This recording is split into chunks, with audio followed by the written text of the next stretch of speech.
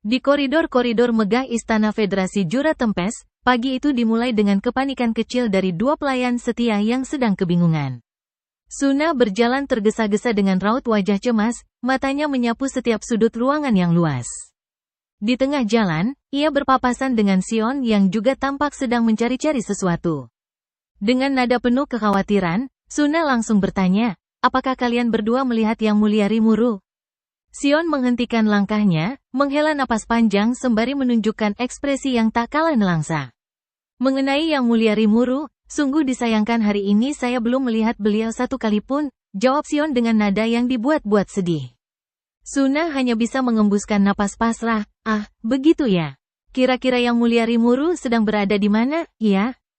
Tanpa mereka sadari, sosok yang mereka cari sebenarnya sedang berada di atas atap kastil, menikmati embusan angin pagi dalam wujud slime birunya yang kenyal. Rimuru Tempes memandangi pemandangan kota yang membentang luas di bawahnya dengan perasaan takjub dan bangga. Dalam hatinya, ia bergumam tentang betapa cepatnya waktu berlalu dan betapa pesatnya perkembangan tempat yang ia pimpin. Rimuru teringat kembali masa-masa awal tempat ini, yang semula hanyalah sebuah desa goblin kecil yang miskin dan tak berdaya. Namun perlahan tapi pasti, tempat itu tumbuh menjadi desa yang layak, kemudian berkembang menjadi kota besar yang makmur. Jumlah rekan dan sekutu yang bergabung pun terus bertambah dari berbagai ras. Sang pemimpin tertinggi, Rimuru Tempes, merenung sambil memandangi kemajuan kotanya yang pesat dari ketinggian.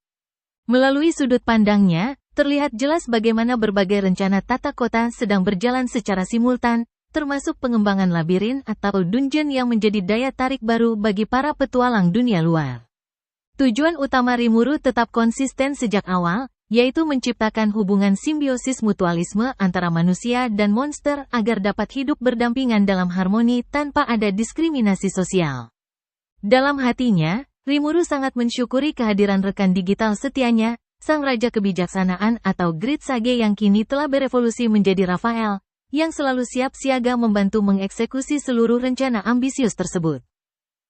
Ketika fajar menyingsing, Rimuru memutuskan untuk turun langsung ke jalanan kota guna melakukan inspeksi mendadak sekaligus menyapa para penduduknya. Kehadirannya di ruang publik disambut dengan antusiasme yang luar biasa oleh warga Tempes. Para monster, mulai dari orc, goblin, hingga para pedagang lokal, memberikan penghormatan yang tulus dengan senyuman hangat, serta menyodorkan berbagai makanan buatan mereka sebagai bentuk rasa terima kasih atas kedamaian yang mereka nikmati. Di tengah perjalanan, Rimuru menyempatkan diri untuk berdiskusi dengan salah satu petinggi kota mengenai proyek strategis jangka panjang, yaitu pembangunan stasiun kereta sihir.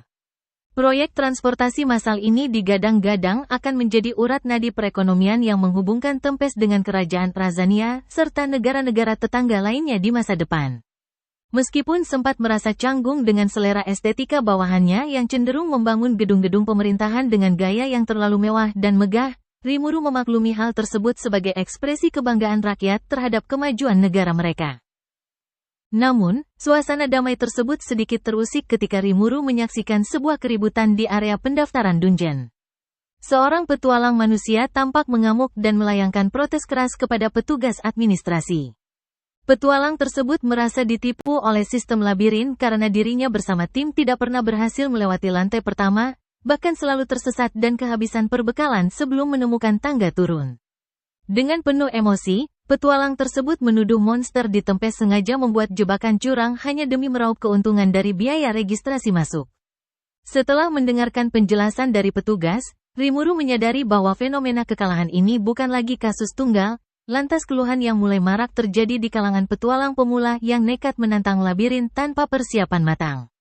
Kejadian ini membuat Rimuru sadar bahwa manajemen labirin membutuhkan evaluasi total agar bisnis hiburan tersebut tidak kehilangan peminatnya.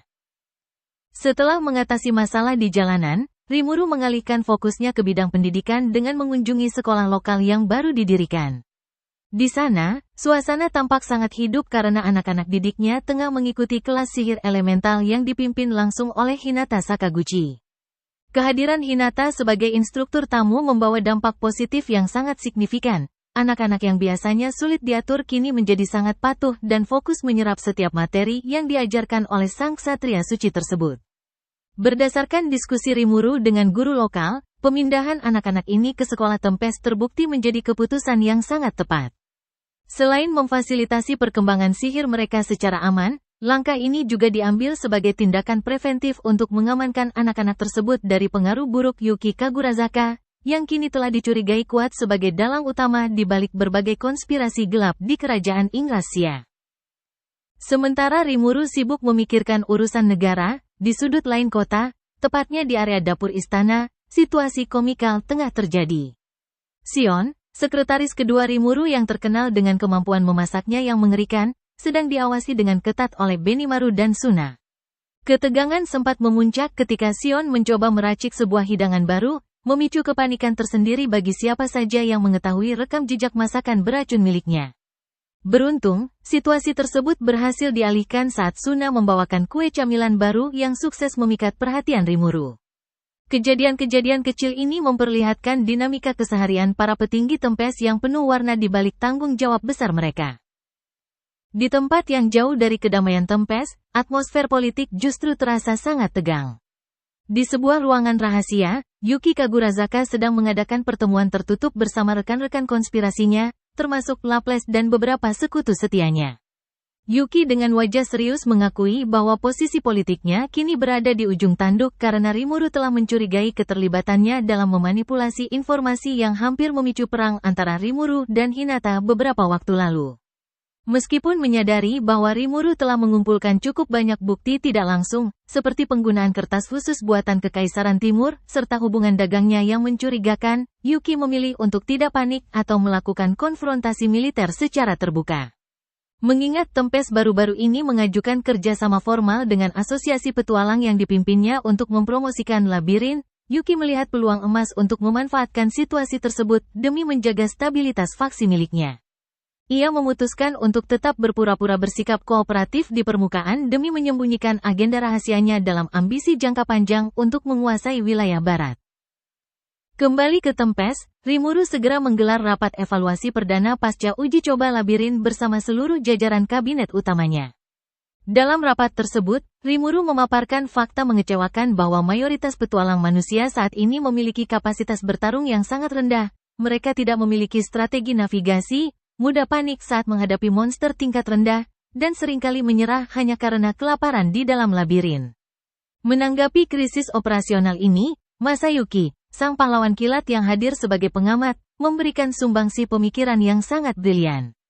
Berbekal pengetahuannya sebagai manusia yang bereinkarnasi dari dunia modern yang sama dengan Rimuru, Masayuki mengusulkan penerapan sistem tutorial bagi para pemula, pembuatan area istirahat yang dilengkapi toilet dan kedai makanan di lantai-lantai tertentu, serta mekanisme penurunan barang berharga atau item drop dari monster yang berhasil dikalahkan. Ide-ide yang mengadopsi konsep permainan video modern ini langsung disetujui dengan antusias oleh Rimuru karena dinilai sangat ramah bagi para petualang awam. Rapat tersebut juga menjadi momen perkenalan bagi Masayuki yang tampak sangat gugup ketika harus berhadapan langsung dengan entitas legendaris seperti Veldora Sang Naga Badai dan Ramirez Sang Raja Iblis Peri yang bertindak sebagai pengelola utama labirin. Di akhir sesi rapat, sebuah strategi pemasaran yang agresif disepakati guna mendongkrak popularitas labirin ke tingkat internasional.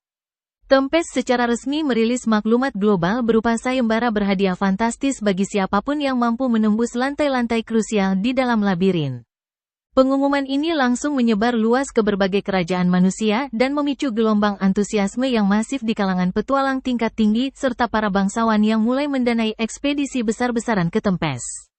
Mereka tergiur oleh hadiah ratusan koin emas yang dijanjikan, tanpa menyadari bahwa lantai paling dasar labirin tersebut dijaga ketat oleh kekuatan absolut dari Veldora sendiri, sebuah jaminan mutlak dari Rimuru bahwa hadiah utama tersebut hampir mustahil untuk dimenangkan dalam waktu dekat. Setelah rapat besar selesai dan malam mulai larut, Rimuru menyempatkan diri untuk bersantai di ruang kerjanya sembari memantau laporan keuangan kota yang menunjukkan grafik peningkatan pendapatan yang sangat signifikan, terutama di sektor pariwisata dan kuliner lokal akibat membanjirnya para petualang luar. Di momen ketenangan ini, Shion datang membawakan secangkir teh untuk Rimuru. Sempat muncul keraguan sesaat mengenai rasa teh tersebut, namun setelah mencicipinya, Rimuru merasa sangat terkejut sekaligus bangga karena rasa teh buatan Shion kini telah berubah menjadi sangat nikmat berkat usaha keras dan evolusi kemampuan memasaknya. Pujian tulus dari Rimuru membuat Sion merasa sangat terharu dan bahagia. Setelah Sion keluar, Diablo maju mendekat untuk memberikan laporan rahasianya. Rimuru yang merasa belum memberikan hadiah atas kesuksesan Diablo dalam menyelesaikan krisis di kerajaan Falmouth, menawarkan hadiah apa saja yang diinginkannya. Diablo dengan penuh kesetiaan menolak hadiah materi. Ia hanya meminta izin untuk merekrut beberapa bawahan iblis kuno dari masa lalunya agar tugas-tugas administratif dan pertempuran luar dapat didelegasikan, sehingga dirinya dapat terus berada di sisi Rimuru setiap saat untuk melayaninya. Rimuru mengabulkan permintaan tersebut dan berpesan agar Diablo berhati-hati dalam perjalanannya. Sementara itu, intrik politik yang jauh lebih gelap sedang merayap di bayang-bayang benua barat. Di sebuah kastil megah milik keluarga istana, sebuah konspirasi besar sedang digodok oleh faksi rahasia yang dipimpin oleh seorang gadis muda bernama Mariabel, yang bekerja sama dengan kakeknya, Granville Rosso. Keluarga Rosso, yang selama ini mengendalikan roda ekonomi dan politik negara-negara barat dari balik layar, merasa posisi dominan mereka terancam secara eksistensial oleh pertumbuhan ekonomi dan kekuatan militer Tempest yang terlalu masif. Mariabel dengan penuh ambisi bersumpah di hadapan kakeknya bahwa ia tidak akan membiarkan tatanan dunia manusia diatur oleh seorang raja iblis monster seperti Rimuru. Suasana gembira meliputi kota Juras Tempest seiring dengan kesuksesan besar yang diraih oleh Labirin. Kehadiran pahlawan Masayuki, yang baru saja berhasil menaklukkan lantai ke-30, mendongkrak popularitas tempat tersebut ke puncaknya. Berbagai souvenir edisi terbatas untuk merayakan pencapaian Masayuki laris manis di kalangan pengunjung. Kerumunan penantang dan masyarakat berkumpul memadati area sekitar labirin, membicarakan kehebatan Masayuki yang konon mampu mematahkan pedang bos dan mengalahkannya dengan cara yang luar biasa. Popularitas massal ini membuat Masayuki sendiri merasa sedikit canggung. Saat bertemu dengan Rimuru Tempest, pemimpin dari negara monster tersebut, Masayuki dengan rendah hati mengatakan bahwa ia sebenarnya tidak melakukan banyak hal. Namun, Rimuru tetap memberikan pujian. Backseat mengakui bahwa ide-ide yang sebelumnya diberikan oleh Masayuki membawa dampak yang sangat positif. Myourmile, sosok yang dipercaya mengelola urusan finansial labirin, ikut memberikan laporan perkembangan kepada Rimuru. Salah satu inovasi yang sangat berhasil adalah penyediaan fasilitas istirahat di lantai-lantai tertentu, termasuk sebuah gerbang khusus di lantai ke-95 yang menghubungkan langsung ke sebuah kota peristirahat. Meskipun biaya masuk yang dikenakan sebesar 3 koin perak tergolong lumayan, penginapan tersebut menjadi sangat populer karena menyediakan makanan hangat dan tempat tidur yang aman di tengah-tengah lingkungan labirin yang berbahaya. Rimuru menyimpulkan bahwa segala perbaikan dan penataan ulang pada labirin ini telah membuahkan kesuksesan yang luar biasa. Level para penantang yang datang terus meningkat, dan pendapatan yang masuk pun melonjak tajam. Setelah dikurangi dengan biaya operasional, labirin tersebut mampu menghasilkan keuntungan bersih yang sangat besar. Melihat keberhasilan tersebut, Veldora dan Ramirez yang turut andil dalam pengelolaan labirin menuntut bagian keuntungan mereka. Rimuru dengan senang hati membagikan kantong-kantong berisi uang kepada mereka, menekankan pentingnya menikmati hasil dari sebuah pekerjaan yang dilakukan dengan baik. Veldora, yang sebelumnya memiliki pengalaman bekerja di kedai makanan, menyatakan dengan bangga bahwa ia sangat memahami betapa mulianya sebuah pekerjaan. Ramirez pun tidak kalah gembira, merasa bahwa masa kejayaannya kini telah tiba berkat limpahan keuntungan tersebut. Myourmile menambahkan bahwa kemakmuran ini tidak hanya berdampak pada labirin semata, melainkan juga merembet ke kota di permukaan. Jumlah pedagang dari negara-negara barat yang ingin menjalin hubungan dagang baru dengan Tempest terus meningkat pesat. Strategi Rimuru untuk menarik minat orang-orang dengan memanfaatkan pemenuhan keinginan mereka terbukti berjalan sesuai rencana, memperkuat kepercayaan pihak luar terhadap Tempest. Myourmile pun dipuji karena dinilai telah menjalankan tugasnya sebagai Menteri Keuangan dengan sangat baik. Di sisi lain, operasional labirin yang telah berjalan di jalur yang benar memiliki struktur yang kompleks di bagian terdalamnya. Lantai paling bawah dimulai dari aula besar milik Veldora, yang kemudian tersambung dengan berbagai fasilitas penelitian berskala besar. Gabil ditunjuk sebagai kepala lembaga penelitian tersebut, didampingi oleh Bester sebagai wakilnya. Ramirez juga memiliki ruang penelitian pribadi di sana, sementara Rimuru meminta dibuatkan sebuah fasilitas pengembangan khusus untuk dirinya sendiri. Tempat rahasia ini dirancang dengan tingkat keamanan tinggi untuk mencegah kebocoran informasi. Di dalam ruangan inilah Rimuru mengurung diri selama beberapa hari tanpa berkomunikasi dengan dunia luar. Ia fokus membuat tubuh buatan atau Yorishiro yang sebelumnya diminta oleh Diablo, serta memenuhi janjinya untuk membuatkan hal serupa bagi adik-adik seperguruan trainee. Suna yang merasa khawatir karena Rimuru tidak pernah muncul bahkan saat jam makan, akhirnya datang menjemput. Rimuru meminta maaf karena terlalu asyik dalam eksperimennya, dan berjanji akan lebih sering memperlihatkan dirinya mulai saat itu. Suna mengabarkan bahwa Myourmile sedang mencarinya dengan teramat panik. Pertemuan darurat pun segera digelar. Myourmile melaporkan bahwa setelah pencapaian Masayuki, lantai ke-30 kini terancam runtuh oleh kelompok penantang baru yang bergerak sangat cepat. Kelompok tersebut dikenal sebagai tim Midori Run, Green Lantern, sebuah kelompok pendatang baru yang berhasil menembus 20 lantai hanya dalam waktu 3 hari. Kunci dari kecepatan luar biasa mereka terletak pada sang pemimpin yang merupakan seorang elementaler, pengendali roh. Melalui komunikasi spiritual, ia bisa menanyakan rute langsung kepada para roh yang mendiami labirin. Namun, masalah utama yang membuat Myourmile cemas bukan hanya kecepatan mereka, melainkan strategi yang mereka gunakan. Tim Midori Run menggunakan metode yang berada di batas tipis pelanggaran aturan labirin. Mereka memanfaatkan item bernama bola rekaman yang berfungsi sebagai titik simpan, save point, sekali pakai untuk seluruh anggota tim. Di luar labirin, masing-masing anggota membentuk kelompok baru dengan kapasitas maksimal masing-masing 10 orang. Ketika mereka semua kembali ke titik simpan yang telah diaktifkan sebelumnya, jumlah mereka membengkak menjadi sebuah pasukan kecil berkekuatan total 100 orang untuk mengeroyok sang bos lantai. Berdasarkan penyelidikan Souwei, kelompok ini sebenarnya adalah bagian dari kelompok tentara bayaran terkenal bernama Belt, yang dicurigai mendapatkan sokongan dana dari kerajaan Ingrasia. Mendengar hal tersebut, Veldora memperkirakan bos lantai 40 pun akan segera tumbang, bahkan Gozur dan para penjaga di lantai 50 mungkin tidak akan mampu bertahan melawan jumlah musuh sebanyak itu. Situasi ini menjadi semakin pelik karena Rimuru baru menyadari bahwa bos monster dari lantai 60 ke atas saat ini sedang tidak berfungsi atau belum siap. Ramirez kemudian menceritakan kejadian mengejutkan yang terjadi saat Rimuru sedang mengurung diri.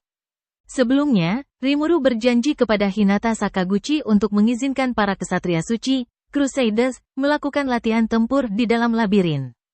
Latihan tersebut dimulai dari lantai 51. Namun, Hinata bergerak terlalu jauh. Meski elemental Colossus milik Ramirez sempat mengadang di lantai 70, Hinata dengan kekuatannya yang luar biasa berhasil menghancurkan robot tersebut dan menyapu bersih seluruh bos hingga lantai 90 dalam sekali jalan. Setelah itu, Hinata bahkan sempat menginap dengan santai di penginapan lantai 95 dan mengalahkan seluruh naga yang sebelumnya ditangkap oleh Milim Nafa. Veldora kemudian mengaku bahwa dirinya terpaksa turun tangan sebagai bos terakhir karena Hinata terus merangsek maju. Veldora memuji ketangguhan Hinata yang bertarung sambil menganalisis serangan yang bisa melukainya. Meski menganggap teknik Hinata memiliki banyak gerakan sia-sia, Veldora mengakui bahwa serangan terakhir Hinata sangat bagus dan berhasil memberikan sedikit kerusakan padanya. Serangan tersebut mengingatkan Veldora pada teknik Absolute Severance milik pahlawan yang menyegelnya 300 tahun lalu. Meskipun Veldora berhasil memenangkan pertarungan tersebut, hancurnya sistem pertahanan labirin akibat serbuan Hinata menyisakan pekerjaan rumah yang besar. Selain itu, Hinata juga sempat menanyakan melalui Myourmile apakah ada hadiah uang atas keberhasilannya menembus lantai-lantai tersebut, sebuah permintaan yang membuat Rimuru merasa heran mengingat posisi Hinata sebagai Kapten Kesatria Suci. Menyadari urgensi situasi, Rimuru langsung fokus pada rencana penguatan lantai 60 yang dijaga oleh Adalman, sang White King. Adalman muncul dan langsung bersujud meminta maaf karena kekalahan telak yang dialaminya dari para kesatria suci. Rimuru memintanya berdiri, mengakui bahwa pihak manajemenlah yang kurang memperhitungkan kecocokan atribut, sebab Adalman yang merupakan makhluk andit sangat tidak diuntungkan melawan kesatria suci yang menguasai sihir suci.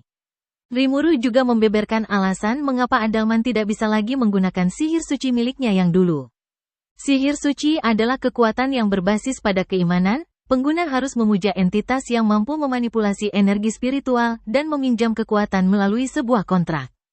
Dewa Luminas kemungkinan telah menanamkan kontrak tersebut ke dalam ritual keagamaan Lubelius. Namun, karena fokus keimanan Adalman kini telah beralih sepenuhnya kepada Rimuru, kontrak dengan Luminas terputus otomatis sehingga ia tidak bisa lagi meminjam kekuatan tersebut. Di sisi lain, Sion secara mengejutkan terbukti bisa menggunakan sihir suci karena ia menaruh kepercayaan dan keimanan yang begitu mutlak kepada Rimuru, sehingga ia berhasil meniru esensi dari sihir tersebut secara tidak sadar. Terinspirasi dari hal itu, Rimuru memutuskan untuk memberikan metode keimanan dan berkah kepada Adalman dan pengikutnya. Rimuru merancang sebuah sihir suci original yang telah disesuaikan agar bisa digunakan oleh Adalman tanpa memberikan dampak kerusakan pada tubuh anditnya sendiri. Proses ini dilakukan sebagai sebuah kontrak rahasia yang tidak boleh dibocorkan kepada siapapun. Ketika Rimuru merapalkan sihir tersebut, energi suci baru mengalir deras ke dalam tubuh Adalman. Merasa kekuatannya telah pulih bahkan melimpah, Adalman berlutut penuh kekaguman dan mengikrarkan kesetiaannya yang semakin membara kepada Rimuru sebagai dewa barunya. Untuk memperkuat pertahanan, Rimuru juga memberikan Adalman rekan-rekan baru dengan tipe kemampuan yang berbeda demi memastikan lantai 60 menjadi tidak tertembus. Mengenai lantai 70, Ramirez mengeluhkan bahwa elemental Colossus miliknya yang dihancurkan oleh Hinata tidak bisa bangkit kembali secara otomatis seperti monster labirin pada umumnya. Rimuru menenangkan Ramirez dan mengatakan bahwa ia sudah memiliki rencana dan solusi untuk masalah tersebut. Bagi Rimuru, krisis ini adalah kesempatan baik untuk membuktikan bahwa labirin mereka adalah sebuah advanced dungeon yang terus berevolusi dan menjadi lebih kuat dengan cara mengatasi setiap masalah yang muncul. Di tengah diskusi, Milim Nafa tiba-tiba datang dengan raut wajah gusar setelah mendengar bahwa naga-naga peliharaannya telah dikalahkan oleh Hinata. Namun, kemarahannya mereda setelah Veldora menjelaskan betapa hebatnya pencapaian sang penantang yang mampu menyelesaikan tantangan tingkat tinggi tersebut. Saat itu, Miourmile kembali membawa kabar buruk bahwa tim Midoriran telah berhasil menembus bos lantai 40. Milim menegaskan bahwa mereka tidak boleh membiarkan labirin diremehkan oleh pihak luar. Rimuru menenangkan mereka semua, menyatakan bahwa situasi masih terkendali karena ia telah menyiapkan jebakan khusus yang berfokus pada kejutan dan gangguan di lantai 49. Guna menghadapi tim penyusup tersebut tanpa harus turun tangan secara langsung, Rimuru mengeluarkan hasil penemuannya selama mengurung diri, sebuah item bernama Gijikon, jiwa buatan, yang bertindak sebagai wadah jiwa, serta sebuah batu hitam bernama Master Core, yang dibuat dari tanduk sihir Charybdis. Rimuru meminta Veldora, Milim, dan Ramirez untuk memegang inti tersebut dan membayangkan wujud monster yang mereka inginkan. Proses tersebut membuahkan hasil yang unik. Master Core berubah wujud menyesuaikan dengan kehendak dan konsentrasi penggunanya. Veldora berhasil memanifestasikan sebuah monster kerangka, skeleton, bersenjata besar yang tampak gagah dan penuh estetika pertempuran. Sementara itu, Milim secara tidak sengaja justru menciptakan seekor slime, wujud yang membuatnya merasa sedikit malu karena tidak sesuai dengan bayangan kehebatan yang ia inginkan. Veldora menyadari bahwa Rimuru berniat menggunakan monster-monster buatan ini untuk menyergap tim Midoriran. Namun, Ramirez sempat bingung karena monster atau golem buatan tersebut pada awalnya sama sekali tidak bergerak. Rimuru kemudian menjelaskan langkah pamungkasnya, proses kepemilikan atau possession. Dengan memasukkan kesadaran jiwa mereka ke dalam Gijikon yang telah disatukan dengan Master Core, mereka bisa mengendalikan monster-monster tersebut dari jarak jauh seperti sebuah avatar pertempuran, Avatar Core. Rimuru mendemonstrasikannya terlebih dahulu, membuat tubuh monster buatannya bergerak dengan lincah dan selaras dengan kesadarannya. Melihat keberhasilan tersebut, Veldora, Milim, dan Ramirez segera mengikuti langkah Rimuru. Mereka berteriak gembira saat menyadari bahwa mereka kini bisa bergerak dengan bebas menggunakan tubuh monster baru mereka. Ramirez dan Milim yang awalnya sempat ragu langsung berbalik memuji kejeniusan Rimuru. Dengan pasukan avatar baru yang unik ini, Rimuru bersama para penguasa labirin bersiap untuk turun langsung ke lantai pertempuran guna menyambut kedatangan kelompok penantang Midoriran yang telah bertindak semena-mena di dalam labirin mereka. Di balik kemegahan istana kerajaan Siltros, sebuah negara kecil yang diam-diam mengendalikan Perserikatan Negara-Negara Barat, lahir seorang putri bernama Mariabel. Di usianya yang hampir menginjak 10 tahun, penampilan fisiknya yang masih belia menyembunyikan sebuah rahasia besar, ia adalah seorang reinkarnator. Dalam kehidupan masa lalunya, ia adalah putri dari keluarga bangsawan besar di Eropa. Dengan kecerdasan, kerja keras, dan keberuntungan, ia berhasil merayap dari bayang-bayang hingga menjadi penguasa yang memanipulasi benua tersebut dari balik layar. Baginya, menjadi wanita bukanlah sebuah hambatan, segala hal di dunia ini bisa dikendalikan jika mengetahui metodenya. Menggunakan segala cara, ia menguasai sektor keuangan dan bahkan menjadikan perang sebagai salah satu pion dalam papan permainannya. Di atas tumpukan penderitaan orang lain, Mariable membangun kejayaannya sendiri dan hidup bahagia dalam dunia yang ia kuasai, hingga akhirnya ia menutup usia setelah menyelesaikan seluruh takdirnya di dunia lama. Ketika terlahir kembali di dunia baru ini, kehidupan Mariable tidak banyak berubah dari segi ambisi, meskipun lanskapnya kini dipenuhi sihir dan kemampuan khusus. Ia diberkahi dengan sebuah kemampuan unik sejak lahir yang bernama grit atau ketamakan. Melalui kekuatan ini, ia mampu melihat dan memanipulasi hasrat serta keinginan dari makhluk hidup. Semakin besar ambisi atau ketamakan yang dimiliki seseorang, semakin mudah bagi Mariable untuk mengendalikan mereka. Sejak bayi, ia sudah menyadari bahwa dirinya terlahir sebagai sosok yang dominan. Orang-orang di sekitarnya, mulai dari pelayan setianya yang bernama Eliora, saudara-saudaranya, hingga sang ayah yang merupakan seorang raja, semuanya telah jatuh ke dalam kendalinya tanpa mereka sadari. Namun, ada satu sosok yang menarik perhatiannya di dalam istana, yaitu Granbell Rozo. Granbell adalah sosok legendaris, seorang mantan pahlawan yang 1000 tahun lalu menyatukan negara-negara tetangga untuk melindungi umat manusia dan mendirikan Dewan Kebijaksanaan. Ketika Mariable yang masih kecil pertama kali melangkah masuk ke dalam ruangan Granbell, suasana terasa mencekam. Granbell langsung menyadari ada yang tidak beres dan bertanya mengapa Mariable tidak mencoba untuk memanipulasinya, mengingat seluruh orang di istana telah menjadi pion pribadinya. Mariable dengan jujur mengakui bahwa ia bisa melihat hasrat manusia dan merangsangnya untuk mengendalikan mereka, namun pada diri Granbell, ia melihat sebuah ambisi yang sangat besar yang ditekan oleh tekad yang luar biasa kuat. Kejujuran dan keberanian Mariable yang menyebut dirinya sebagai Mariable si ketamakan, membuat Granbell merasa tertarik. Alih-alih menghukumnya, Granbell justru melihatnya sebagai penerus yang sah untuk ambisi keluarga Rozo, mewujudkan kedamaian dunia di bawah kendali mutlak klan mereka, sebuah dunia manusia yang setara namun sepenuhnya dikuasai dari balik layar. Mariable pun bertekad untuk kembali bertindak sebagai penguasa tertinggi di dunia baru ini. Sementara itu, di tempat yang jauh berbeda, suasana yang jauh lebih santai sekaligus kacau sedang berlangsung di labirin besar Tempest. Di dalam salah satu lantai labirin, sekelompok makhluk kecil sedang berpetualang. Mereka adalah wujud avatar dari para penguasa Tempest, Rimuru Tempest, Veldora, Milim, dan Ramirez. Karena masih berada di level rendah, perjalanan mereka tidak berjalan mulus. Ramirez, yang bertindak sebagai ujung tombak, langsung melompat maju tanpa berpikir panjang dan langsung memicu jebakan yang membuat seluruh kelompok kewalahan. Kekacauan terjadi ketika mereka disergap oleh sekelompok monster penghuni gua. Veldora dan Ramirez saling menyalahkan atas kegagalan tersebut, sementara Rimuru hanya bisa menghela napas melihat tingkah laku rekan-rekannya yang sebenarnya adalah makhluk-makhluk terkuat di dunia, namun tidak memiliki kerja sama tim sama sekali ketika menggunakan tubuh avatar. Sadar bahwa mereka tidak bisa terus bertualang dengan tubuh lemah tanpa perlindungan, Rimuru membawa kelompoknya menemui Kurobe, sang pandai besi andalan Tempest. Di bengkel Kurobe yang sibuk, Rimuru meminta dibuatkan peralatan khusus yang disesuaikan untuk bentuk monster avatar mereka. Kurobe yang selalu bersemangat menerima tantangan tersebut dengan senang hati dan berjanji akan memberikan hasil karya terbaiknya. Sembari menunggu peralatan tersebut selesai, Rimuru memperingatkan Veldora, Milim, dan Ramirez mengenai pentingnya koordinasi. Mengingat mereka terbiasa bertarung sendirian dengan kekuatan absolut, konsep bekerja sama sebagai satu tim adalah hal yang sangat asing bagi mereka. Agar tidak mati konyol lagi, Rimuru memutuskan agar mereka berlatih di lantai-lantai awal labirin yang lebih aman untuk membiasakan diri. Hari-hari latihan yang melelahkan pun dimulai. Dengan penuh kesabaran, mereka mempelajari cara mengombinasikan kemampuan. Veldora bertugas menarik perhatian musuh dan mengunci pergerakan mereka, memberikan celah bagi yang lain untuk memberikan serangan mematikan.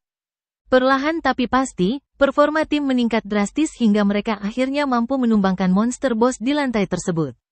Di tengah kegembiraan mereka, Majolmail datang menemui Rimuru dalam wujud avatarnya untuk memberikan laporan penting. Ia mengabarkan bahwa sebuah kelompok penjelajah bernama Tim Greenery telah berhasil menembus hingga ke lantai 49. Kelompok tersebut bergerak dengan sangat hati-hati, mempertahankan formasi yang efisien tanpa membuat kesalahan sedikit pun. Melihat pergerakan Tim Greenery yang begitu rapi melalui layar pemantau, Rimuru merasa mereka akan menjadi ancaman serius bagi rekor labirin. Ia meminta izin kepada Ramirez untuk menganalisis data tim tersebut menggunakan kemampuan pengolahan informasi yang besar.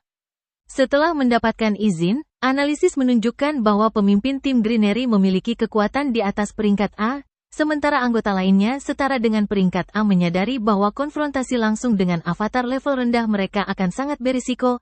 Rimuru memutuskan untuk memanfaatkan lantai 49 yang dipenuhi jebakan sebagai medan pertempuran utama. Beruntung bagi mereka, pada saat yang tepat Kurobe datang membawa peralatan dan senjata khusus yang telah selesai dibuat. Dengan perlengkapan baru yang meningkatkan status mereka, Rimuru dan kawan-kawan bersiap menyambut para penjelajah tersebut di lantai 49. Ketika tim Greenery melangkah masuk ke lantai 49, mereka langsung disambut oleh lingkungan yang sangat tidak bersahabat. Lantai tersebut dirancang dengan konsep khusus yang dipenuhi oleh monster jenis slime. Hujan asam, jebakan korosif, dan serangan mendadak dari berbagai arah mulai mengikis stamina dan merusak persenjataan tim penjelajah tersebut. Sang kapten tim, Ain, mulai merasa frustrasi karena taktik mereka yang biasanya berhasil kini dipatahkan oleh jebakan-jebakan kecil yang menyebalkan.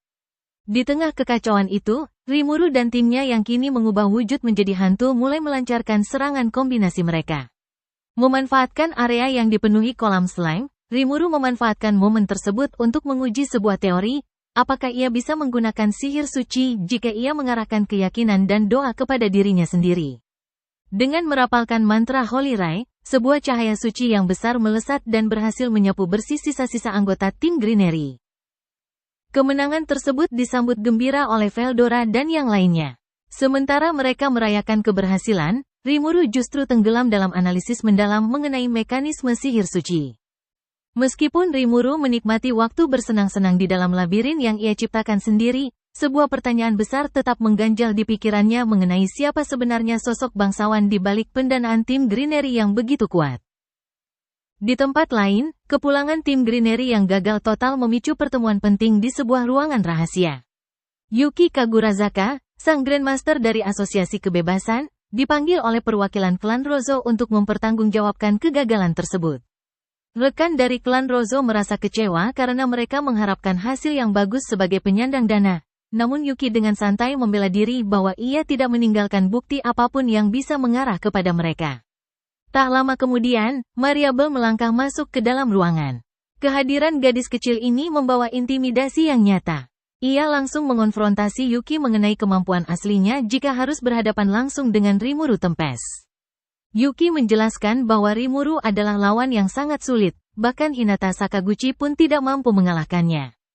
Terlebih lagi, keberadaan naga badai Veldora di sisi Rimuru membuat tindakan gegabah seperti memancing kemarahan naga tersebut adalah hal yang bodoh. Mendengar penjelasan tersebut, Mariable mulai menyusun rencana strategis. Ia memahami bahwa Rimuru memiliki keterikatan yang kuat dengan masyarakat manusia dan sangat menekankan pentingnya mematuhi aturan serta hukum manusia demi menjaga keamanan Tempest. Bagi Mariable, celah inilah yang akan ia manfaatkan. Ia memutuskan untuk mengabulkan keinginan Rimuru tersebut, namun dengan tujuan akhir untuk menodai dan mengendalikan hasrat sang Raja Iblis menggunakan kemampuan uniknya, Grit. Melalui kemampuan ini, Mariable bisa memilih untuk mencuci otak targetnya secara perlahan melalui percakapan, atau menyuntikkan hasrat yang sangat besar sekaligus untuk menghancurkan ego mereka dan mengubahnya menjadi boneka tanpa jiwa. Namun, ia juga sadar bahwa memaksakan pengendalian terhadap sosok sekuat Rimuru sangat berbahaya karena bisa terdeteksi sebelum prosesnya selesai. Oleh karena itu, ia membutuhkan metode yang lebih aman dan terstruktur untuk menjebak Rimuru. Yuki yang berada di sana hanya bisa mengamati dengan senyum misterius, menyebut Mariable sebagai sosok yang menakutkan karena berambisi mengendalikan seorang Raja Iblis. Dengan penuh keangkuhan, Mariable menyatakan bahwa semua orang yang berada di bawah kendalinya akan merasa bahagia, termasuk Yuki sendiri. Menurut Mariable, Yuki memiliki ambisi yang terlalu besar, dan fakta bahwa Yuki tidak hancur oleh ambisinya sendiri adalah berkat perlindungan dari pengendalian hasrat yang ia lakukan. Pengendaliannya begitu sempurna sehingga bahkan jika ia membicarakan tentang fakta bahwa Yuki sedang dimanipulasi tepat di depan wajahnya, Yuki tidak akan bisa meragukan atau melawannya.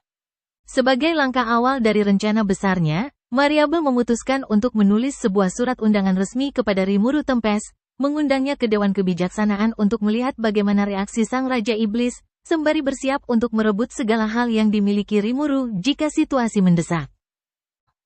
Kepulan asap tebal membubung tinggi ke angkasa, menyelimuti atmosfer labirin bawah tanah Federasi Jura Tempest yang mendadak berubah menjadi medan pembantaian yang mengerikan. Di sudut-sudut lorong yang gelap, jeritan kesakitan menggema saat para petualang bertumbangan satu demi satu. Tubuh-tubuh mereka terhempas ke dinding batu, tak berdaya dan bersimbah darah setelah dihantam oleh kekuatan yang teramat masif. Labirin yang awalnya dikira sebagai tempat mencari kekayaan, kini berubah menjadi kuburan bagi mereka yang meremehkan tantangannya. Di tengah kekacauan itu, seberkas cahaya merah menyala membelah kegelapan dengan kecepatan yang luar biasa. Itu adalah sang meteor merah, yang bergerak bagai kilat menyambar mangsanya tanpa memberi celah sedikit pun untuk menghindar. Gelombang serangan tidak berhenti di situ, hembusan angin puyuh yang sangat dahsyat mendadak tercipta, berputar dengan kecepatan tinggi membentuk badai pedang tornado yang mengerikan. Angin puyuh tersebut melesat maju bagaikan gergaji raksasa yang siap mengoyak dan memotong apa saja yang dilaluinya.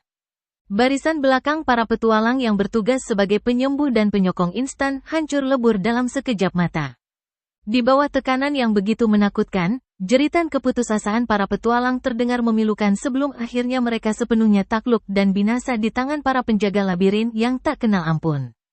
Semua barang langka yang mereka kumpulkan dengan taruhan nyawa pun akhirnya berpindah tangan kembali ke pemilik labirin. Setelah pertempuran berdarah itu usai, keheningan kembali menyelimuti area terdalam labirin.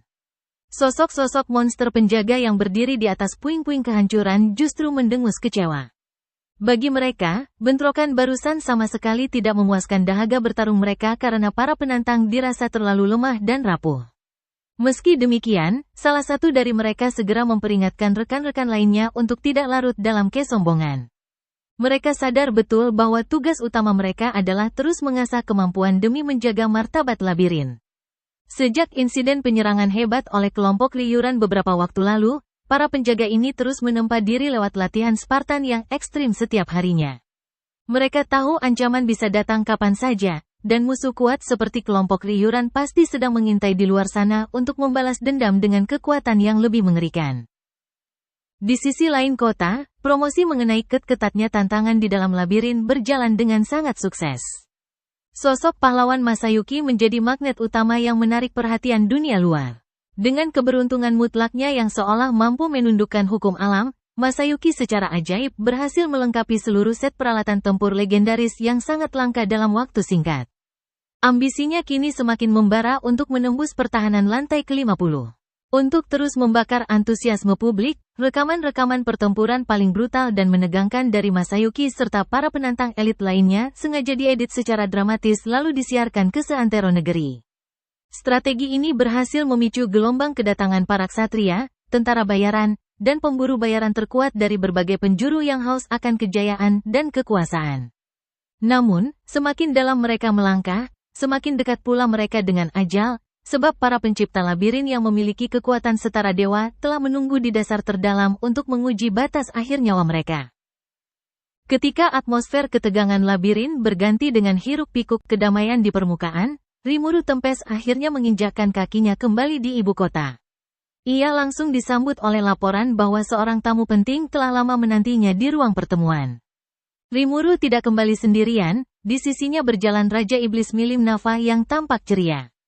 Namun, keceriaan Milim mendadak sirna dan berganti dengan ketakutan yang mencekam saat matanya menangkap sosok Free yang sudah berdiri tegap di ruang pertemuan.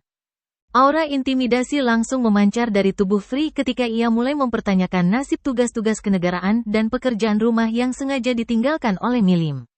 Sang Raja Iblis bertubuh mungil itu langsung gemetar, mencoba merangkai 1000 alasan palsu demi meloloskan diri dari murka Free. Rimuru yang menyadari bahaya besar langsung melangkah mundur perlahan, berpura-pura tidak terlibat demi menyelamatkan dirinya sendiri. Tanpa ampun, Free menjewer dan menyeret Milim yang merengek histeris untuk dibawa pulang ke wilayah mereka agar menyelesaikan seluruh tanggung jawabnya. Setelah badai kemarahan Free berlalu, Rimuru mengembuskan napas lega yang panjang, merasa beruntung tidak ikut terseret dalam pusaran masalah domestik sang rekan. Namun, ketenangan Rimuru kembali diuji saat bawahan setianya mulai menginterogasi aktivitas apa saja yang ia lakukan selama menghilang. Dengan gugup, Rimuru berkilah bahwa dirinya tengah melakukan penelitian taktis yang mendalam mengenai gaya bertarung para petualang di labirin, sebuah istilah halus untuk menutupi kenyataan bahwa ia sebenarnya hanya ikut bermain-main di dalam sana. Di tengah kecurigaan bawahannya yang mulai memuncak, Miour Mile tiba tepat waktu dengan membawa surat resmi yang sangat penting dari Dewan Barat.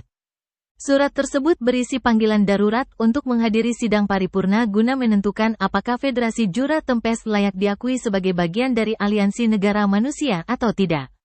Rimuru tersenyum tipis, ia sudah menganalisis melalui asisten spiritualnya, Rafael, bahwa pergerakan politik ini adalah kelanjutan dari taktik mata-mata yang dikirim Dewan Barat melalui kelompok Riyuran sebelumnya.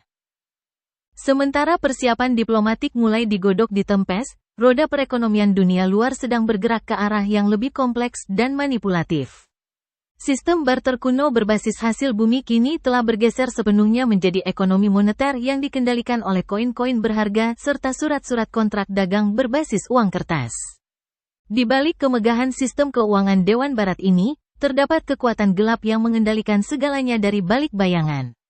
Sosok misterius yang haus akan kekuasaan memandang bahwa siapapun yang menguasai hukum dan arus perputaran uang, maka dialah yang memegang kendali atas hidup dan mati suatu bangsa. Baginya, Dewan Barat hanyalah sebuah panggung boneka, dan negara-negara di dalamnya tidak lebih dari pion yang siap dikorbankan demi menjaga dominasi absolutnya di atas papan catur global. Pertemuan Agung Dewan Barat akhirnya dibuka dalam atmosfer yang syarat akan kecurigaan dan intrik politik. Ruang sidang yang megah seketika berubah menjadi arena perdebatan yang panas dan bising. Faksi-faksi konservatif dengan berapi-api menyuarakan ketakutan mereka terhadap eksistensi Tempest, mengklaim bahwa membiarkan sebuah negara monster bergabung sama saja dengan memelihara bom waktu yang siap meledak dan melenyapkan peradaban manusia jika Raja Iblis Rimuru mendadak murka. Hinata Sakaguchi yang duduk di antara para hadirin hanya bisa memandang mereka dengan tatapan dingin penuh penghinaan. Baginya, para politikus ini adalah sekumpulan orang bodoh yang pengecut dan tidak mampu melihat realitas kekuatan dunia yang sebenarnya. Argumen demi argumen terus saling hantam, hingga beberapa perwakilan mulai memaparkan bukti nyata bahwa sejak Tempest berdiri, keamanan rute dagang justru meningkat pesat dan serangan monster liar turun drastis. Namun, di atas semua perdebatan moral tersebut, hal yang paling memicu kepanikan massal di dalam ruang sidang adalah laporan intelijen terbaru mengenai pergerakan militer Kekaisaran Timur. Negara militer yang terkenal sangat haus darah dan ekspansif itu dilaporkan tengah menggelar latihan perang skala besar di sepanjang perbatasan mereka. Kabar ini bagaikan petir di siang bolong yang membuat para anggota dewan gemetar ketakutan, terutama karena kerajaan Falmouth yang selama ini menjadi tameng utama wilayah barat kini telah runtuh. Dalam kepanikan yang nyaris berujung kekacauan tersebut, sebuah argumen taktis yang sangat tajam dilontarkan untuk membalikkan keadaan. Mereka diingatkan bahwa Kekaisaran Timur selama ini tidak pernah berani melintasi hutan Jura karena takut akan keberadaan naga badai Veldora, dan naga bencana tersebut kini berada di bawah kendali penuh Rimuru Tempest. Oleh karena itu, menjadikan Tempest sebagai sekutu adalah satu-satunya cara terbaik bagi wilayah barat untuk mendapatkan perisai hidup yang paling kokoh dari amukan pasukan Kekaisaran Timur. Melalui pemungutan suara yang dramatis, Dewan Barat akhirnya mengetuk palu dan secara resmi menyetujui bergabungnya Federasi Jura Tempest ke dalam aliansi mereka. Usai sidang ditutup, Hinata Sakaguchi melangkah keluar dengan perasaan muak terhadap kemunafikan para bangsawan yang hanya memanfaatkan Rimuru karena rasa takut mereka. Langkahnya mendadak terhenti ketika Elric, pangeran pertama dari kerajaan Ingrasia yang terkenal licik dan manipulatif, menghadangnya di lorong istana. Dengan senyum penuh intrik, Elric membeberkan rencana busuknya untuk menguji dan menekan Rimuru pada pertemuan berikutnya agar sang Raja Iblis mau tunduk pada hukum buatan manusia. Ia meminta Hinata, dengan reputasinya sebagai ksatria suci terkuat, untuk menjadi pengawal pribadinya sekaligus bersiap menghadapi Rimuru jika situasi memburuk. Hinata menatap pangeran ambisius itu dengan pandangan tajam yang menusuk, lalu dengan tegas menolak mentah-mentah tawaran tersebut. Ia memperingatkan Elric dengan nada dingin bahwa bermain-main dengan kemarahan Rimuru sama saja dengan mengundang kehancuran total bagi kerajaan mereka. Hinata membalikkan badan dan pergi, meninggalkan sang pangeran yang terpaku dengan amarah yang tertahan di wajahnya. Kembali di ibu kota Tempest, suasana keberangkatan menuju Dewan Barat telah mencapai puncaknya. Seluruh rombongan diplomatik telah berkumpul dengan senjata dan pakaian terbaik mereka. Namun, atmosfer keberangkatan sempat terganggu oleh protes keras dari Sion yang merasa tidak terima karena namanya tidak masuk dalam daftar rombongan yang akan pergi ke kota manusia. Menghadapi sifat kekanak-kanakan sekretarisnya, Rimuru dengan cerdik mengubah strategi bicaranya. Ia memegang pundak Sion dan menjelaskan dengan nada yang sangat serius bahwa tugas yang ditinggalkan di kota jauh lebih krusial. Karena sebagian besar eksekutif militer Tempest sedang bertugas di luar, maka Sion adalah satu-satunya sosok terkuat yang paling ia percayai untuk mengemban tanggung jawab mutlak sebagai pelindung ibu kota dari ancaman luar selama kepergiannya. Penjelasan taktis tersebut seketika mengubah kekecewaan Sion menjadi kebanggaan yang meluap-luap. Dengan dada membusung penuh semangat, Sion melepas keberangkatan sang pemimpin. Rimuru dan rombongannya pun akhirnya melangkah maju, menembus gerbang kota menuju Dewan Barat untuk menghadapi babak baru pertempuran diplomasi yang penuh dengan duri dan konspirasi. Keindahan dan kemegahan Federasi Jura Tempest terlihat sangat menakjubkan dari kejauhan. Luas wilayah negara yang dipimpin oleh Rimuru Tempest ini ternyata sangat besar, bahkan jika dihitung luas totalnya hampir menyamai gabungan dari wilayah seluruh negara-negara barat.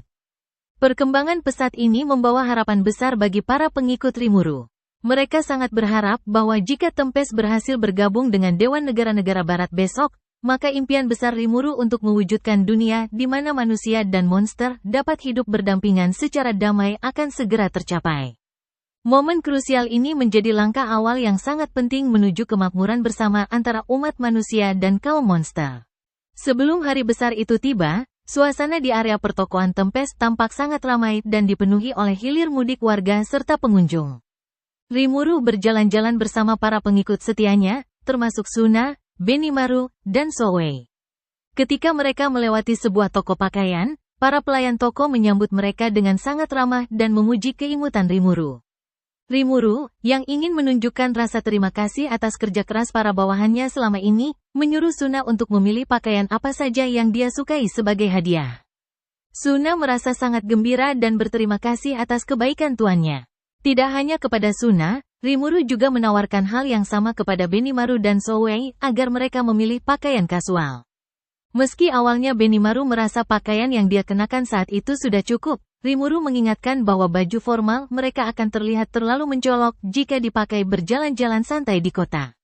Pakaian formal untuk pertemuan dewan memang sudah disiapkan, namun Rimuru merasa sesekali memberikan hadiah berupa pakaian santai adalah hal yang baik untuk menghargai usaha mereka yang selalu bekerja ekstra keras. Setelah beberapa saat, Suna keluar dari ruang ganti dengan mengenakan pakaian kasual yang baru. Rimuru langsung memujinya dan mengatakan bahwa Suna terlihat sangat cocok dan manis dengan pakaian tersebut. Suna merasa sangat senang karena biasanya dia selalu mengenakan pakaian tradisional Miko, sehingga mencoba gaya kasual memberikan kesan yang sangat segar. Sementara itu, Benimaru dan Souei juga telah berganti pakaian, namun mereka merasa Rimuru memilihkan pakaian untuk mereka secara asal-asalan. Rimuru beralasan bahwa itu salah mereka sendiri karena terlalu lama memilih pakaian karena bingung menentukan mana yang terbaik. Padahal menurut Rimuru, pria-pria tampan seperti mereka akan cocok mengenakan pakaian apa saja. Suna kemudian bertanya mengapa Rimuru sendiri tidak memilih pakaian baru. Rimuru dengan percaya diri menjawab bahwa dalam hal memilih pakaian, ada sebuah strategi mutlak untuk langsung memutuskan tanpa ragu. Strategi yang dimaksud Rimuru ternyata hanyalah melemparkan seluruh keputusan kepada pelayan toko dan meminta sang pelayan memilihkan baju yang paling cocok untuknya. Namun, pilihan pelayan tersebut justru membuat Rimuru berakhir dengan pakaian anak-anak yang membuatnya terlihat sangat imut, memicu sedikit kekesalan dalam dirinya meski yang lain menganggapnya sangat cocok. Tak lama kemudian, Rimuru mengadakan pertemuan pribadi dengan Hinata Sakaguchi di sebuah kafe outdoor. Rimuru menikmati minumannya dan bergumam bahwa kombinasi rasa pahit dan manis dari kopi sangat cocok untuk orang dewasa. Hinata langsung mengejeknya dan mengatakan bahwa minuman Rimuru lebih mirip susu kopi daripada kopi hitam, dan menambahkan bahwa Rimuru tidak pantas bicara soal kedewasaan saat sedang mengenakan pakaian anak-anak. Setelah perdebatan kecil yang jenaka itu, mereka mulai membahas agenda serius mengenai pertemuan dewan yang akan berlangsung esok hari. Hinata menjelaskan bahwa dewan sementara telah memberikan persetujuan awal bagi Tempest untuk bergabung. Namun, keputusan akhir yang resmi baru akan diambil besok setelah Rimuru melewati sesi tanya jawab langsung dengan para anggota dewan. Hinata memperingatkan Rimuru agar tetap waspada karena ada kemungkinan beberapa anggota dewan sengaja akan mengajukan pertanyaan-pertanyaan provokatif untuk memancing emosinya. Rimuru meyakinkan Hinata bahwa dia adalah sosok yang memiliki kemampuan bersosialisasi yang baik dan tidak akan mudah terpancing. Selain itu, Hinata juga memberikan peringatan mengenai adanya sekelompok orang bodoh di dalam dewan yang tampaknya sedang merencanakan sesuatu yang mencurigakan. Mendengar hal itu, Rimuru menyadari bahwa Hinata pasti telah mengetahui sesuatu. Meskipun pihak dewan telah memfasilitasi mereka dengan hotel kelas atas, Rimuru tetap bisa merasakan adanya niat terselubung dari para politikus tersebut. Soe kemudian muncul untuk memberikan laporan hasil penyelidikannya. Berdasarkan informasi yang dikumpulkan, ada beberapa anggota dewan yang berniat memanfaatkan kekuatan Tempest demi keuntungan pribadi mereka. Hal utama yang paling sering mereka bicarakan adalah mengenai kekuatan militer Tempest yang ingin mereka jadikan sebagai benteng pertahanan utama untuk menghadapi ancaman dari Kekaisaran Timur. Mereka berharap Tempest akan maju membantu dan melindungi mereka jika Kekaisaran Timur sewaktu-waktu melancarkan serangan. Rimuru menanggapi hal ini dengan tenang dan menyatakan bahwa sebenarnya mereka tidak perlu terlalu mengkhawatirkan Kekaisaran Timur untuk saat ini. Rimuru menjelaskan analisisnya dengan memposisikan diri dari sudut pandang Kekaisaran Timur. Jika Kekaisaran Timur ingin menjajah negara-negara barat, hanya ada 3 jalur invasi yang bisa mereka lalui. Jalur pertama adalah melalui rute laut, namun lautan di dunia ini dihuni oleh monster-monster laut raksasa yang sangat berbahaya. Jalur kedua adalah jalur pegunungan yang melintasi pegunungan besar Kanaat tempat kerajaan Dwargon berada. Namun area tersebut merupakan zona berbahaya yang dikenal sebagai sarang naga. Jalur terakhir adalah melalui hutan besar Jura, yang tidak lain merupakan wilayah kekuasaan Rimuru yang kini telah menjadi Raja Iblis. Terlebih lagi, dengan fakta bahwa Veldora sang naga badai telah bangkit kembali di hutan tersebut, Kekaisaran Timur dipastikan tidak akan berani bergerak ceroboh. Hinata setuju dengan analisis Rimuru, namun dia dan Soe tetap menyarankan agar penyelidikan lebih lanjut tetap dilakukan demi mengantisipasi segala kemungkinan jika ada informasi baru yang muncul. Rimuru kemudian mengusulkan bantuan dari Hinata untuk turut menyelidiki struktur internal kerajaan Dwargon, karena kota bawah tanah tersebut dibangun di dalam gua besar pegunungan Kanaat yang juga berpotensi menjadi jalur perlintasan invasi. Hinata memuji pemikiran Rimuru yang terlihat santai namun sebenarnya sangat jeli dan tidak boleh diremehkan. Meskipun Rimuru sendiri dalam hati mengakui bahwa itu adalah saran dari sang asisten andalannya, Raja Kebijaksanaan Rafael. Sebelum mengakhiri pertemuan, Soe membagikan sebuah informasi penting yang perlu diketahui oleh semua orang. Soe mengingatkan mereka tentang sosok Adipati Muse, seorang bangsawan yang sempat membuat masalah dan mencari gara-gara dengan pihak Tempest saat festival negara berlangsung beberapa waktu lalu. Soe melaporkan bahwa Adipati Muse kini telah ditemukan tewas terbunuh. Pembunuhan ini diduga kuat dilakukan untuk membungkam sang Adipati agar tidak membocorkan rahasia dalang di balik layarnya, yang kemungkinan besar adalah seseorang dari negara-negara barat yang memiliki hubungan erat dengan anggota dewan. Metode pembunuhannya tergolong sangat aneh dan tidak biasa, karena serangan dilakukan dari jarak yang sangat jauh. Bahkan Soe yang sedang melakukan pengawasan pun tidak menyadari saat serangan itu terjadi, dia hanya mendengar suara dentuman keras sesaat setelah sang adipati tewas. Yang lebih membingungkan, sama sekali tidak ada sisa-sisa jejak sihir atau aura yang tertinggal di lokasi kejadian. Satu-satunya bukti fisik yang ditemukan adalah sebuah lubang kecil di dahi korban, yang mengindikasikan adanya tembakan penembakan jarak jauh. Rimuru langsung menyadari bahwa metode tersebut sangat mirip dengan cara kerja senjata api atau senapan sniper. Karena konsep senjata api belum dikenal luas di dunia tersebut, Rimuru mencoba menjelaskan bentuk dan mekanisme senjata tersebut kepada teman-temannya. Suna berkomentar bahwa senjata seperti itu tampaknya bisa dia gunakan dengan mudah, membuat Rimuru sedikit merinding mendengar ucapan polos namun mengerikan dari bawahannya. Rimuru berterima kasih atas informasi berharga dari Soe dan bersiap untuk kembali ke hotel demi beristirahat sebelum menghadiri pertemuan dewan esok hari. Di sisi lain, di sebuah ruangan rahasia, sebuah konspirasi besar sedang berjalan.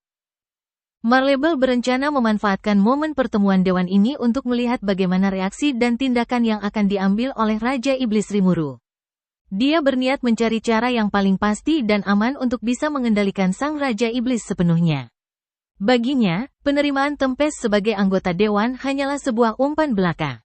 Marlebel menegaskan bahwa dia tidak akan pernah membiarkan monster memiliki kedudukan yang setara dengan manusia, dan dia telah menyiapkan berbagai rencana matang untuk menjebak Rimuru. Menurutnya, tidak perlu sampai menggerakkan sang pahlawan Yuki, karena Rimuru dipastikan akan menghancurkan kesempatannya sendiri untuk hidup berdampingan dengan manusia akibat skema yang telah dia siapkan. Marlebel menyadari bahwa situasi di negara North Barat tidak sepenuhnya bersatu, terutama kerajaan Ingrasia yang terus berusaha mengumpulkan kekuatan untuk menandingi pengaruh keluarga Rozo. Namun, semua hal itu sudah masuk dalam perhitungan matangnya. Kakek Marlebel, Granville Rozo, memberikan dukungannya dan menyebut Marlebel sebagai harapan sejati bagi masa depan umat manusia. Keesokan harinya, laporan mengenai pergerakan Rimuru yang telah meninggalkan hotel menuju markas besar dewan mulai berdatangan. Di tempat lain, Yuki Kagurazaka tampak sedang bertemu dengan Marlebel. Yuki membawa kabar bahwa dia telah berhasil mendapatkan barang atau kartu as yang diinginkan oleh Marlebel secara langsung dari sarangnya. Marlebel memuji kemampuan Yuki dalam menyelesaikan tugas tersebut. Bagi Marlebel, memiliki banyak kartu rencana cadangan adalah hal yang sangat krusial karena waktu yang mereka miliki untuk menguasai dunia sudah semakin menipis. Dia memandang bahwa aturan dunia yang membagi wilayah antara manusia dan monster adalah sesuatu yang tidak adil. Yuki memprovokasinya dengan mengatakan bahwa ketidakadilan itulah yang justru bisa membuat Marlebel melangkah menjadi penguasa absolut dunia. Meski demikian, Marlebel tetap bersikap sangat hati-hati dan tidak ingin melakukan kesalahan sekecil apapun dalam menghadapi Rimuru. Sementara itu, Rimuru tiba di gedung dewan dan langsung disambut oleh kerumunan anggota dewan dan bangsawan dari berbagai negara. Di luar dugaan Rimuru, banyak dari mereka yang menyambutnya dengan sangat ramah dan penuh antusias. Mereka memuji kesuksesan festival pendirian negara Tempest yang luar biasa serta kualitas hidangan makanan yang disajikan di sana.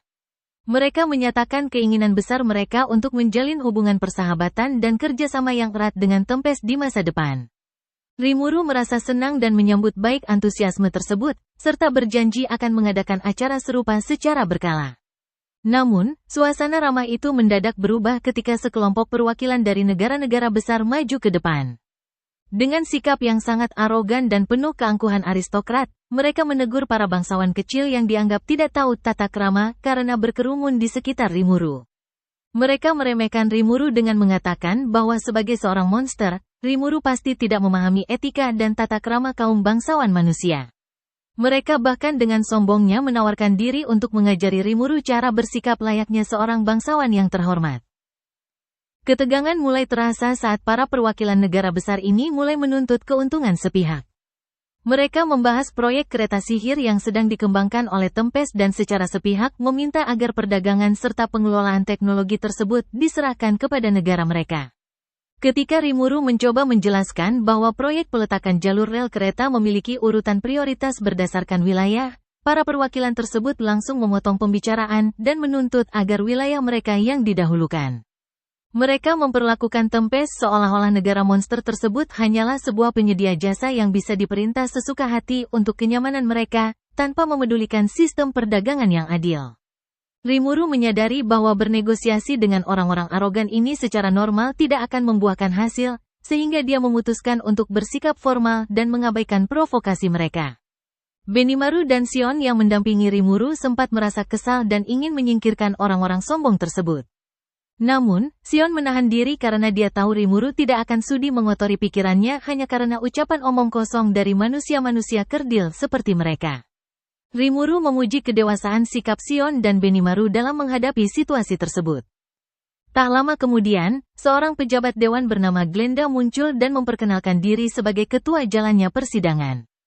Dia menyambut Rimuru dengan sopan dan mengantarkannya masuk ke dalam ruang sidang utama dewan. Saat memasuki ruangan, Rimuru terkejut melihat penataan kursi persidangan di mana posisinya ditempatkan di bagian tengah bawah yang dikelilingi oleh kursi para anggota dewan di tingkat yang lebih tinggi.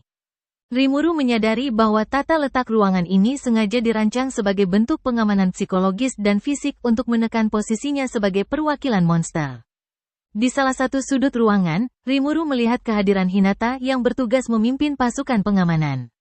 Ketika waktu persidangan resmi dimulai, Glenda membuka sesi dengan menyampaikan agenda utama, yaitu pembahasan mengenai permohonan bergabungnya Federasi Jura Tempest ke dalam Dewan Negara-Negara Barat.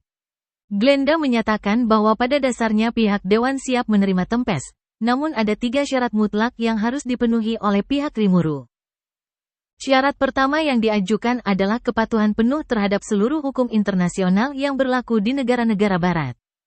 Syarat kedua adalah pembukaan pasar perdagangan secara bebas tanpa batasan. Poin kedua ini dinilai Rimuru cukup bermasalah, karena konsep hak paten dan hak kekayaan intelektual belum dipahami dengan baik di dunia ini. Jika pasar dibuka secara total tanpa regulasi pelindung, ada risiko besar bahwa teknologi canggih yang dikembangkan Tempest akan dicuri dan ditiru oleh negara lain tanpa kompensasi yang adil. Terlebih lagi, suasana ruang sidang sempat menjadi ricuh ketika para anggota dewan dari berbagai negara mulai saling berteriak dan menuntut agar jalur kereta sihir dibangun di wilayah mereka terlebih dahulu demi keuntungan ekonomi masing-masing. Glenda terpaksa mengetuk palu berkali-kali untuk menenangkan situasi sidang yang tidak kondusif tersebut. Syarat ketiga dan yang terakhir adalah penyediaan kekuatan militer dari Tempest untuk membantu pertahanan keamanan negara-negara anggota. Meskipun poin ini membutuhkan pertimbangan yang sangat matang, Rimuru menilai bahwa syarat ketiga ini sebenarnya memberikan keuntungan yang sangat besar bagi posisi politik Tempest. Dengan skema ini, negara-negara manusia secara tidak langsung akan membayar biaya pertahanan kepada Tempest dan menggantungkan keamanan nasional mereka kepada kekuatan militer monster. Hal ini berarti Tempest akan menerima aliran dana segar sekaligus memperkuat pengaruh geopolitik mereka atas negara-negara Barat.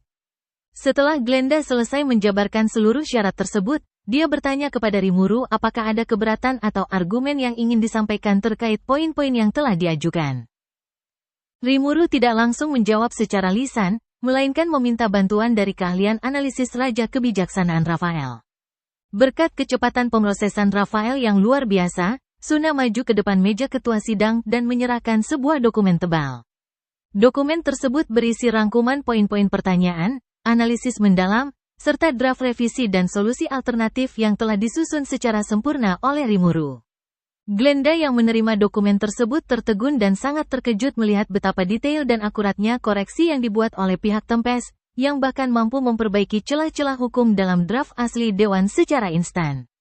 Rimuru menjelaskan bahwa secara garis besar dia menyetujui persyaratan yang diajukan, namun segala detail penyesuaian yang dia inginkan telah tertuang di dalam dokumen tersebut. Rimuru menyatakan bahwa jika pihak Dewan bersedia menerima draft revisi tersebut, maka proses integrasi Tempest ke dalam Dewan tidak akan menemui hambatan dari pihak mereka. Karena kompleksnya revisi yang diajukan Rimuru, Glenda dan para petinggi Dewan meminta waktu jeda untuk melakukan rapat internal guna membahas dokumen tersebut. Rimuru memberikan mereka waktu luang untuk berpikir secara matang. Setelah menunggu selama kurang lebih 3 jam, Glenda akhirnya kembali ke ruang sidang untuk menyampaikan hasil keputusan Dewan. Rimuru bersiap mendengarkan keputusan tersebut dengan penuh harapan demi terwujudnya masa depan perdamaian yang dia cita-citakan. Namun, ketenangan itu mendadak sirna. Atmosfer di dalam ruang sidang mendadak berubah drastis menjadi sangat mencekam, dipenuhi aura permusuhan yang pekat dan menusuk kulit. Ruangan yang luas itu seakan menyusut, menjebak semua orang dalam ketegangan yang merayap. Niat membunuh yang tak kasat mata mulai menyelimuti sekeliling, memicu insting waspada tertinggi. Rimuru tegak berdiri di tengah ruangan, tatapan matanya berubah tajam membelah kegelapan niat buruk para musuhnya. Wajahnya yang semula tenang kini mengeras, memancarkan aura dingin yang mengintimidasi. Di sekelilingnya, bisikan jahat dan tatapan penuh kebencian dari para anggota Dewan mulai terasa bagai bilah-bilah pedang yang siap menghujam. Rimuru bergumam dalam hati dengan nada rendah yang syarat akan kemarahan terpendam, mempertanyakan mengapa manusia-manusia ini begitu berani bermain api dan mencari perkara dengannya. Udara di dalam ruangan terasa semakin berat untuk dihirup, seolah badai besar siap meletus kapan saja dan menghancurkan seluruh tempat tersebut.